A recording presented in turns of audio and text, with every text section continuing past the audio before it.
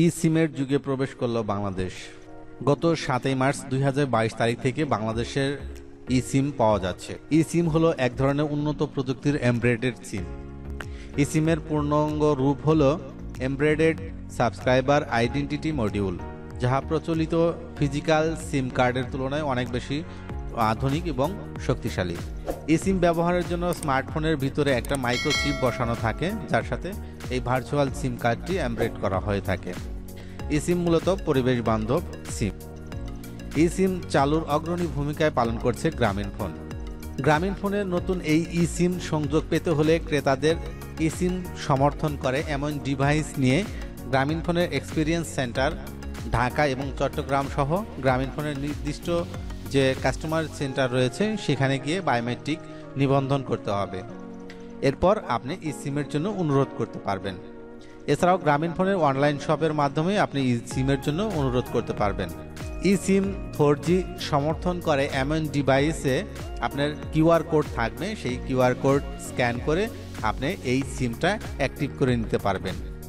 এক্ষেত্রে স্মার্টফোনে ইন্টারনেট সংযোগ অবশ্যই থাকতে হবে।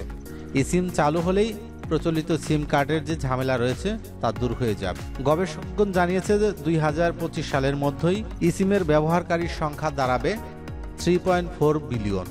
বাংলাদেশে ই সিম সমর্থন করে এমন ফোনগুলো হলো আইফোনের 12 এবং 13 সিরিজ, আইফোন 10R এবং 10s, iPad pro, Samsung Galaxy S20 এবং 21 সিরিজের ফোনগুলো, গুগল পিক্সেলের 3, 4, 5, 6 সিরিজের যে ফোনগুলো রয়েছে সেগুলো সাপোর্ট করে।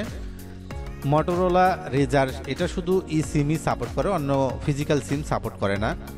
স্যামসাংয়ের গিয়ার ডিভাইস সমূহ সাপোর্ট করে এবং অ্যাপেলের ওয়াচ সিরিজের 3, 4, 5, 6 এই সিরিজের ডিভাইসগুলো আপনার ই সিম সমর্থন করে।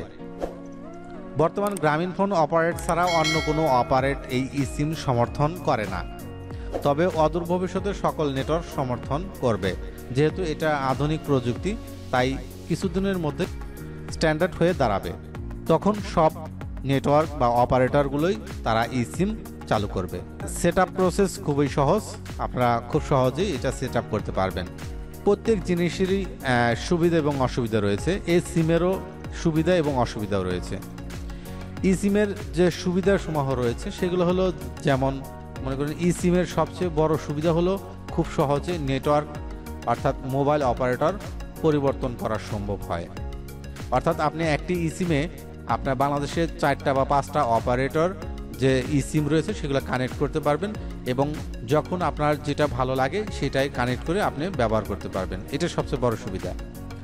এবং এটা পরিবেশ বান্ধব সিম, কারণ এখানে ফিজিক্যাল সিম দেখা যায় যে আপনার পরিবেশের জন্য ক্ষতিকর, কিন্তু এটা ভার্চুয়াল সিম বিধায় এটা আপনার পরিবেশের জন্য পরিবেশ বান্ধব বলা হয়ে থাকে। একাধিক অপারেটর এবং নাম্বার একসাথে একটা ই সিমে সংযুক্ত করা যায়। সিম রাখার জন্য অতিরিক্ত কোনো জায়গা লাগে না, ফলে আপনার যে স্মার্টফোন রয়েছে সেখানে ব্যাটারির সাইজ আরও বাড়ানো যাবে বা ব্যাটারি ব্যাকআপ বাড়ানো যাবে এবং নতুন নতুন ফিচার আরও সংযুক্ত করা যাবে। যে এলাকায় মনে করেন নেটওয়ার্ক সিগন্যাল নাই, কম পায়, সেই এলাকায় গিয়ে আপনার যে 4টা বা 5টা অপারেটর সিম রয়েছে সেই সিমের ভিতর থেকে যে সিমটা আপনার নেটওয়ার্ক ভালো পায় সেটা কানেক্ট করে আপনি ব্যবহার করতে পারবেন। ব্যক্তিগত যোগাযোগের জন্য একটি নাম্বার ব্যবহার করেন, আবার দেখা যায় যে ব্যবসার কাজের জন্য আলাদা একটি নাম্বার ব্যবহার করতে চান, সেক্ষেত্রে এই ই সিমের দ্বারা এটা সম্ভব হবে। আর এর আরেকটা ভালো সুবিধা হলো যে চুরি হয়ে যাওয়া ফোন খুব সহজেই আপনি ফিরে পাবেন। অর্থাৎ এটা নেটওয়ার্ক ট্র্যাকিং করে আপনি খুব সহজেই এটা ফিরে আনতে পারবেন। এই সিমের প্রথম যে অসুবিধাটা রয়েছে, এটার মনে করেন যে সিমে যদি কোনো প্রবলেম হয় সেক্ষেত্রে একা একা কোনো সমাধান করা সম্ভব না। আমরা দেখা যায় যে কোনো সিমে যদি আমার সমস্যা হয় সেক্ষেত্রে সিমটা খুলে অন্য একটা সেটে ব্যবহার করি, দেখা যায় তখন হয়তো আর সমাধান হয়।